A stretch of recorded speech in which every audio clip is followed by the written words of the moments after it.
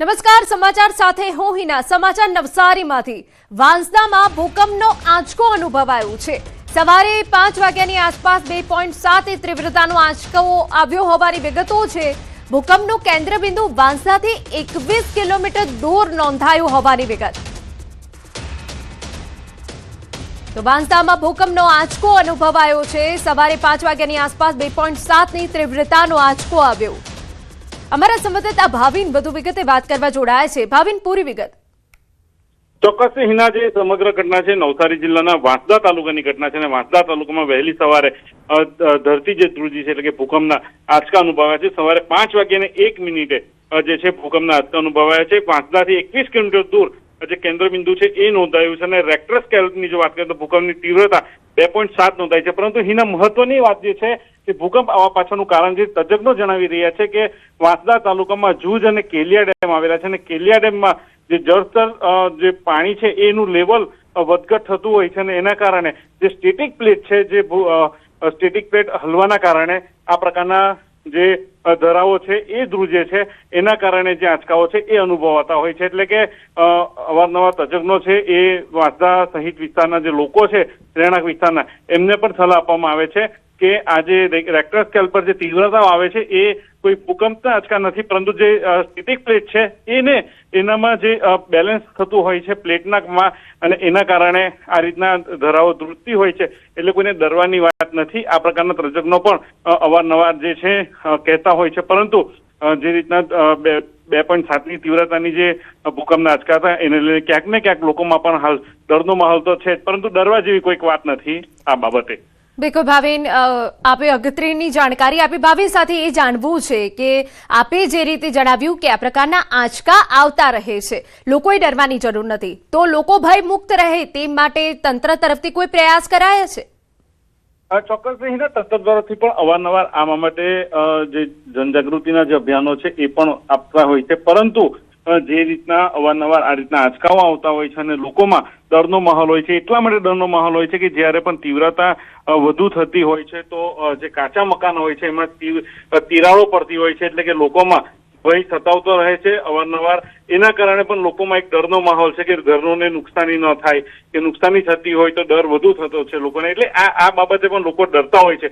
પરંતુ જે મુખ્ય જે કારણ છે જે આંચકા આવવા પાછળનું કે બંને સાઈડ વાંસદા તાલુકામાં 2 ડેમો આવેલા છે, જૂજ અને કેલિયા ડેમ। આ ડેમોમાં જે પાણીનું જળસ્તર છે એમાં વધઘટ થતી હોય છે। ઘટાડો થતા જે ભૂકંપના આંચકા અનુભવાય છે એની પાછળનું મુખ્ય કારણ છે કે સ્ટેટિક પ્લેટ જે હોય છે પેટાળોમાં એ પ્લેટો વચ્ચે જે બેલેન્સ થતું હોય છે અને પ્લેટો જે હલતી હોય છે એકબીજાની જગ્યા, પાણી પણ પોતાનું જમીનમાં જગ્યાઓ બનાવતી હોય છે અને એના કારણે આ પ્રકારના આંચકાઓ આવતા રહે છે, એવું તજજ્ઞો કારણો આપી રહ્યા છે। વૈજ્ઞાનિકો જે સાયન્ટિસ્ટો છે એ પણ અવારનવાર આ પ્રકારના કારણો સામે આવે છે કે એના કારણે જે આંચકા અનુભવાય છે, અન્ય કોઈ બીજા કારણોસર ભૂકંપના આંચકા જે વાંસદામાં અનુભવાય છે એ નથી। બિલકુલ ભાવિન, અગત્યની જાણકારી બદલ આભાર। સમાચાર સુરતમાંથી। ઓલપાડના સાયણમાં આગ લાગી હોવાની વિગતો છે। કાપડ બનાવતી ફેક્ટરીમાં આગ લાગી, કોઈ કારણોસર આગ લાગી છે। ઇન્ડસ્ટ્રીયલ વિસ્તારમાં આગ લાગતા અફરાતફરીનો માહોલ જોવા મળી રહ્યો છે। આપને દ્રશ્યો બતાવી રહ્યા છે।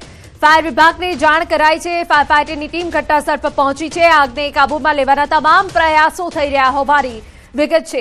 ઓલપાડના સાયણમાં આગ લાગી છે। કાપડ બનાવતી ફેક્ટરીમાં આગ ફાટી નીકળી છે। જો કે કયા કારણોસર આગ લાગી છે તેની કોઈ સ્પષ્ટ વિગતો નથી।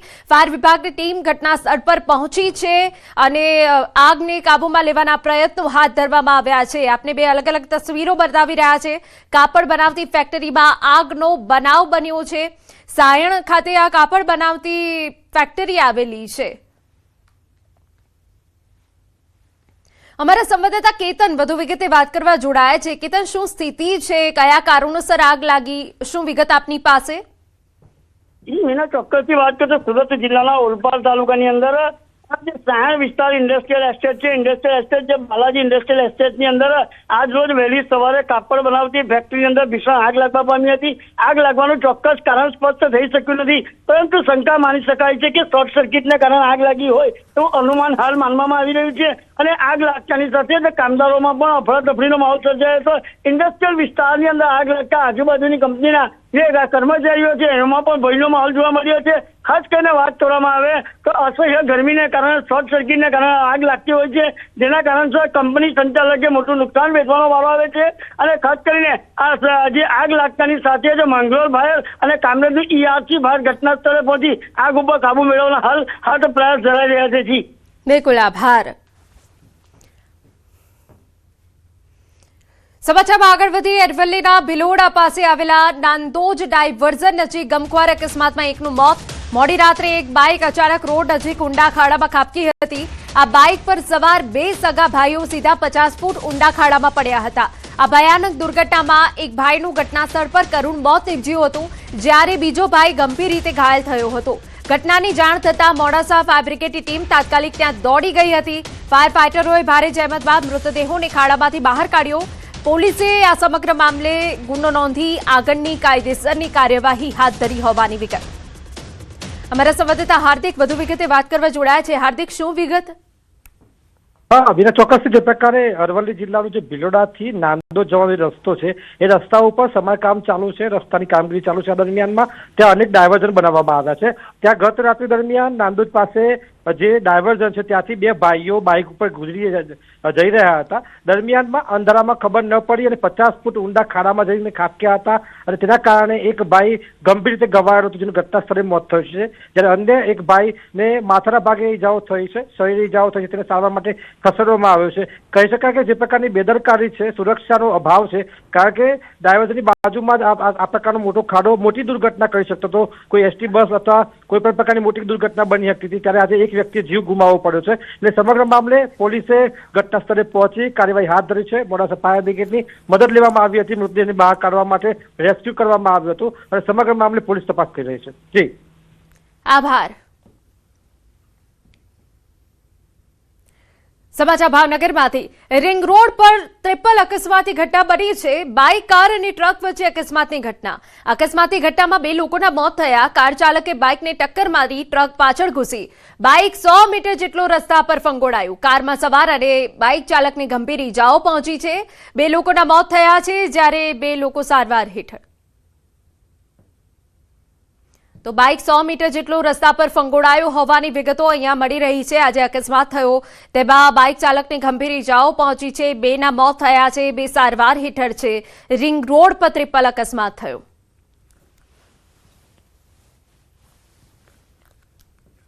સમાચાર સુરતમાંથી.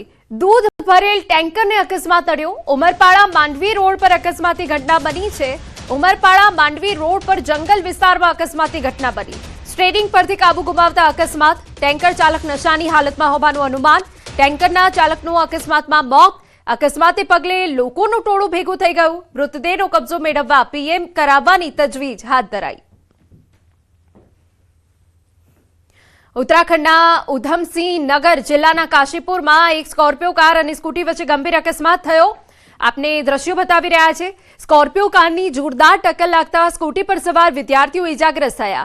અકસ્માત બાદ સ્થાનિક લોકો તરત જ મદદ માટે દોડી આવ્યા અને ઘાયલોને સારવાર માટે નજીકની ખાનગી હોસ્પિટલ ખસેડવામાં આવ્યા. સમગ્ર ઘટના નજીકમાં લાગેલા CCTV કેમેરામાં કેદ થઈ ગઈ હતી, જેનો વિડીયો હાલ સોશિયલ મીડિયા પર ઝડપથી વાયરલ થઈ રહ્યો છે.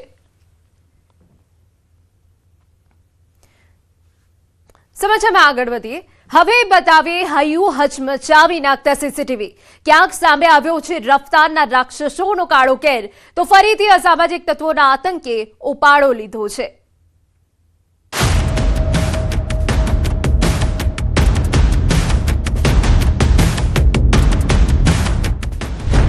CCTVમાં કેદ કાળ, રસ્તે રસ્તે ફરતા યમરાજ, ફરી અસામાજિક તત્વોએ ઉપાડો લીધો. લુખ્ખાઓને નથી કાયદાનો ડર. મોરબી, સુરત, ગાંધીનગર ને છોટાઉદેપુર ફરી રફતારના રાક્ષસો બન્યા છે બેફામ. ફરી રક્તરંજિત થયા છે ગુજરાતના રસ્તાઓ. અકસ્માતના હૈયું હચમચાવી નાખતા CCTV સામે આવ્યા છે. ક્યાંક કાર ડમ્પર પાછળ ઘૂસી ગઈ, તો ક્યાંક બેફામ બન્યો ટ્રક ચાલક. ક્યાંક ટ્રેક્ટર અને તુફાન વાહન વચ્ચે થઈ મોતની ટક્કર. કાર ડમ્પર પાછળ ઘૂસતા 5ના મોત. મોરબી હળવદ હાઈવે પર ચરાડવા ગામ નજીક ગંભીર માર્ગ અકસ્માત સર્જાયો. રાતના 9:30 વાગ્યાની આસપાસ પૂર ઝડપે આવતી કાર રોડ ક્રોસ કરી રહેલા ડમ્પર સાથે ધડાકાભેર અથડાઈ. અકસ્માતના હૈયો હચમચાવી નાખતા સીસીટીવી સામે આવ્યા. ડમ્પર સાથે ક્રોસ કરતા કાર ડમ્પર સાથે અથડાતા 5 લોકોના મોત થયા. કારની અંદર 7 લોકો સવાર હતા.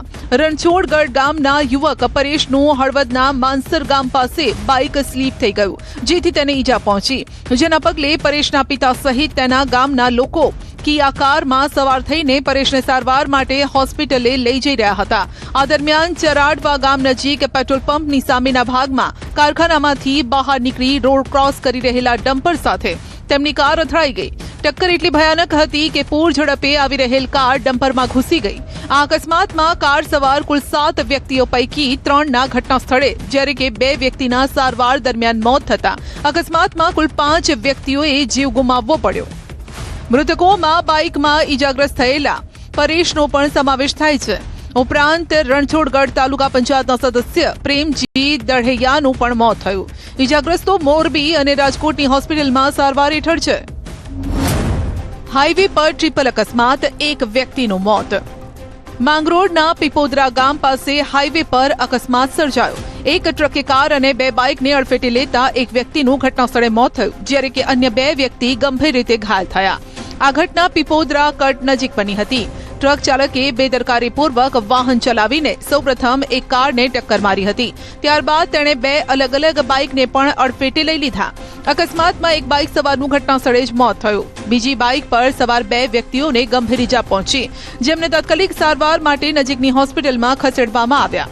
સદનસીબે કારમાં સવાર વ્યક્તિનો આબાદ બચાવ થયો. વારંવાર થતા અકસ્માતોના પગલે સ્થાનિક લોકોમાં તંત્ર સામે ભારોભાર રોષ છે.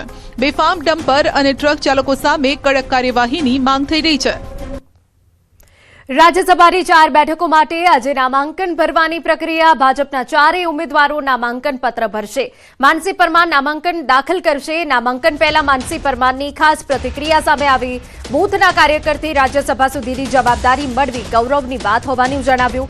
કોંગ્રેસમાં પરિવારવાદ, ભાજપમાં કાર્યકર્તાને પ્રાધાન્ય હોવાની વાત કહી.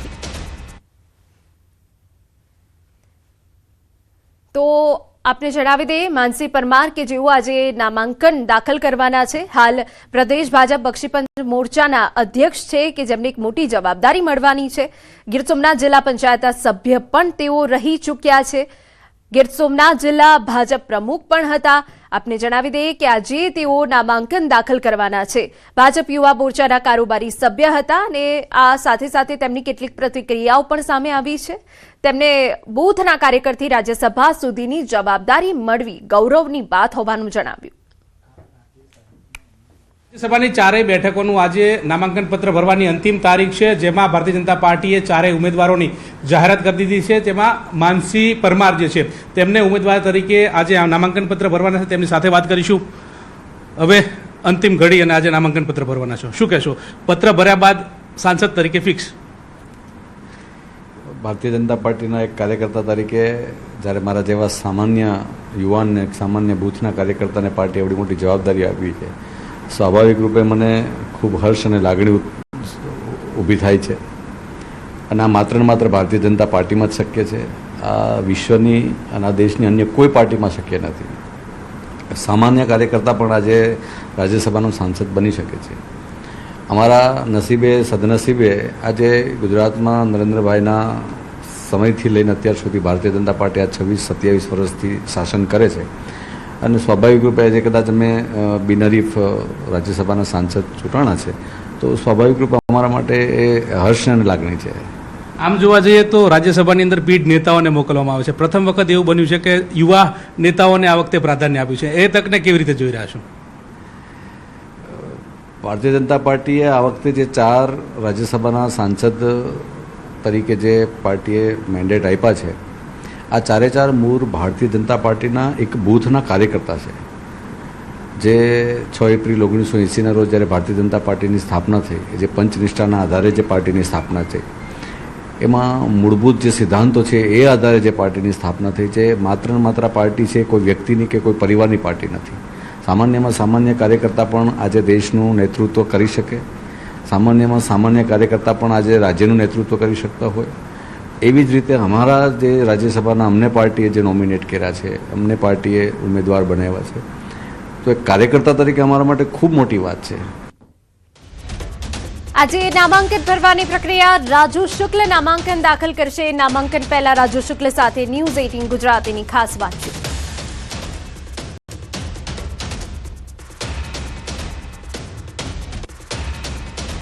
રાજ્યસભાની 4 બેઠકો ખાલી પડી હતી અને તેના ભારતીય જનતા પાર્ટીએ નામો જાહેર કરી દીધા છે. રાજ્યસભાના ઉમેદવાર તરીકે રાજુ શુક્લા જે છે તે આજે નામાંકન પત્ર ભરવા જઈ રહ્યા છે. આપણી સાથે છે, સીધી વાત તેમની સાથે કરીશું. આતુરતાનો અંત અને આજે નામાંકન પત્ર ભરવા જઈ રહ્યા છો, શું કહેશો? ભારતીય જનતા પાર્ટીના એક અદના કાર્યકર્તા તરીકે આજે જ્યારે વિશ્વ પ્રસિદ્ધ અને એક નરેન્દ્ર જે સ્વામી વિવેકાનંદ અને બીજા નરેન્દ્રભાઈ એ જેણે વિશ્વમાં ભારતીય સંસ્કૃતિ ભારતનું નામ ઉજાગર કર્યું છે, તેમના નેતૃત્વમાં જ્યારે કામ કરવાની તક મળી છે એ ખૂબ આનંદનો વિષય છે. એટલે મને આ કામ કરવા માટેની તક આપવા બદલ હું ભારતીય જનતા પાર્ટીનું શીર્ષસ્થ નેતૃત્વને નતમસ્તક વંદન કરું છું અને આ તક આપવા બદલ સમગ્ર ભારતીય જનતા પાર્ટીનો હૃદયથી આભાર માનું છું. આમ જોવા જઈએ તો સંખ્યાની દ્રષ્ટિએ આજે ફોર્મ ભરશો અને તરત વિજેતા જાહેર થઈ જશો, કારણ કે સામા પક્ષે કોઈ ફોર્મ નથી રાખવાનું. એને લઈને કેવી અનુભૂતિ કરી રહ્યા છો? ભારતીય જનતા પાર્ટી પહેલેથી કોઈ પણ સંઘર્ષમય જીવન હોય તો સંઘર્ષ કરવા પણ ટેવાયેલી જ છે. અમે જ્યારે 2 હતા તો પણ અમે અમારો સંઘર્ષ નથી ચૂક્યા અને આજે અમે 330 હતા તો પણ સંઘર્ષ કરતા હતા. ભારતીય જનતા પાર્ટીનો કાર્યકર્તા એ દૈનંદિન સમાજ સેવાના કાર્ય સાથે વણાયેલો છે. સમાચાર અમદાવાદમાંથી. ચાંદલોડિયા વિસ્તારમાં આવેલો વંદે માતરમ અંડરબ્રિજ હાલ વિકાસ કરતા વધુ દુર્વ્યવસ્થાનું પ્રતીક બન્યું છે. છેલ્લા 15 દિવસથી ગટરની મુખ્ય ચેમ્બર લીક થતી હોવા છતાં તંત્ર દ્વારા કોઈ અસરકારક કાર્યવાહી કરવામાં આવી નથી. ચોમાસાના પ્રથમ વરસાદમાં અંડરબ્રિજ આસપાસ ગંદા પાણી ભરાઈ જતા સ્થાનિકોને ભારે હાલાકીનો સામનો કરવો પડી રહ્યો છે.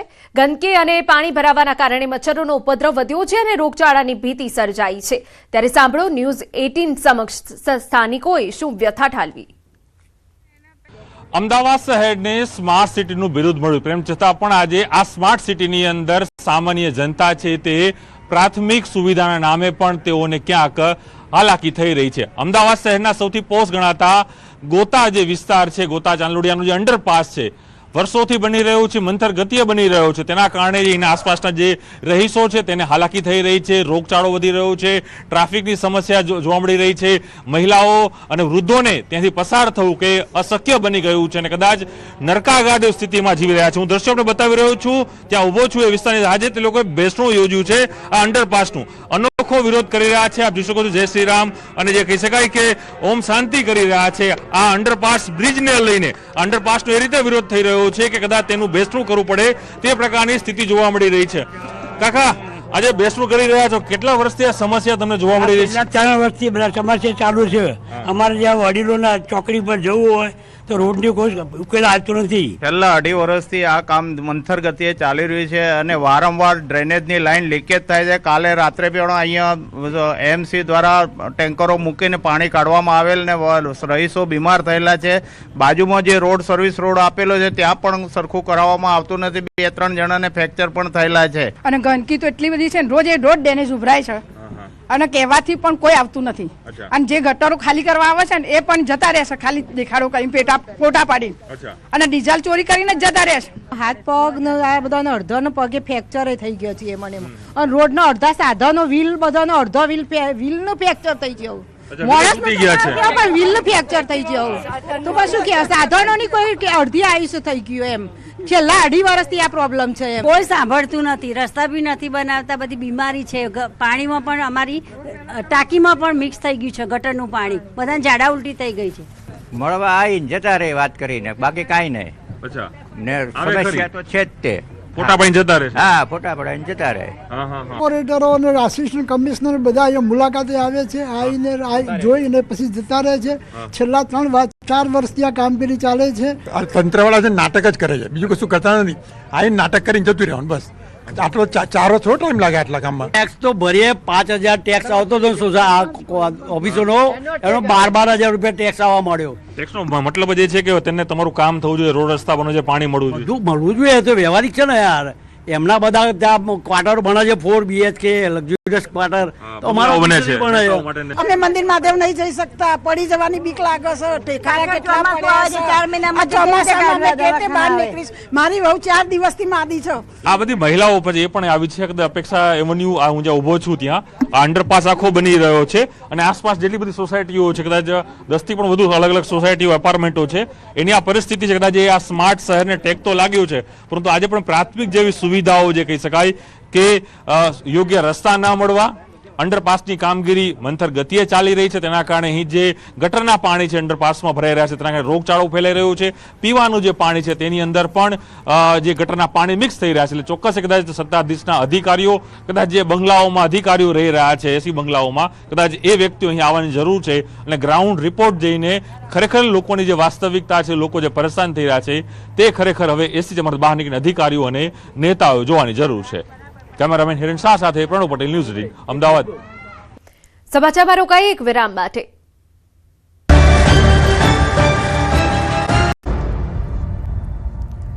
વિરામ બાદ સ્વાગત. સમાચાર ગાંધીનગરમાંથી રાજ્યસભાના ઉમેદવારોની પરિચય બેઠક. સીએમ નિવાસસ્થાને બેઠકનું આયોજન. ઉમેદવારો અને ધારાસભ્યો સીએમના નિવાસસ્થાને પહોંચ્યા. આપને જણાવી દઈએ કે આ પરિચય કાર્યક્રમ તરીકે જોવામાં આવી રહી છે બેઠક. રાજ્યસભાના ઉમેદવારોને લઈને ભાજપ પ્રદેશ અધ્યક્ષ જગદીશ વિશ્વકર્મા પણ બેઠકમાં જોડાઈ શકે.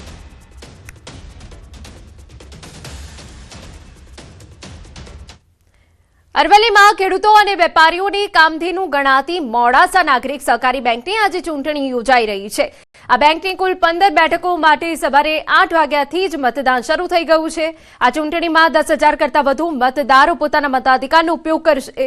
મતદાનની પ્રક્રિયાને શાંતિપૂર્ણ રીતે પૂર્ણ કરવા માટે બેંક વહીવટીતંત્ર દ્વારા ખાસ વ્યવસ્થા કરવામાં આવી છે. આ માટે કુલ 11 બૂથ બનાવવામાં આવ્યા છે અને 26 ઈવીએમ મશીન દ્વારા મતદાન પ્રક્રિયા હાથ ધરવામાં આવી છે.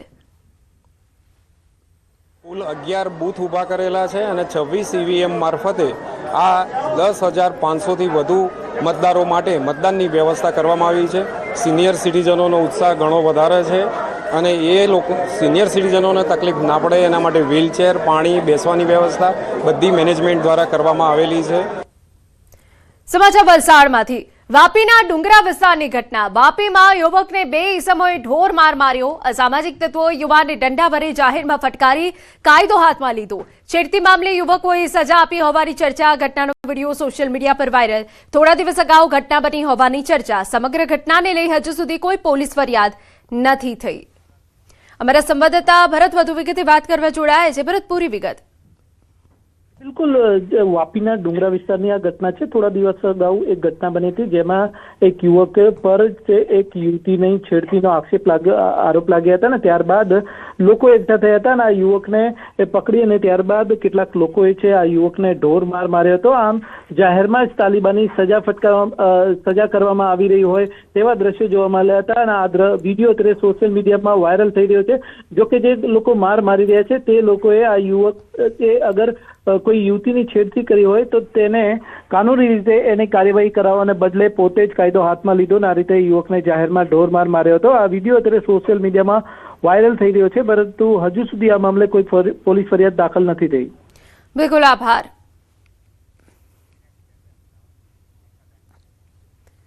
અમદાવાદમાં વધતી પાણીની માંગ અને ઘટતા ભૂગર્ભ જળસ્તરને ધ્યાનમાં રાખી અમદાવાદ મહાનગરપાલિકા દ્વારા કેચ ધ રેઇન અભિયાન શરૂ કરવામાં આવ્યું. આ અભિયાન અંતર્ગત એએમસીની આશરે 1750 જાહેર ઇમારતોમાં rooftop rain water harvesting system સ્થાપિત કરવાની યોજના અમલમાં છે, જેમાંથી 800 થી વધુ સિસ્ટમનું કામ પૂર્ણ થઈ ચૂક્યું છે.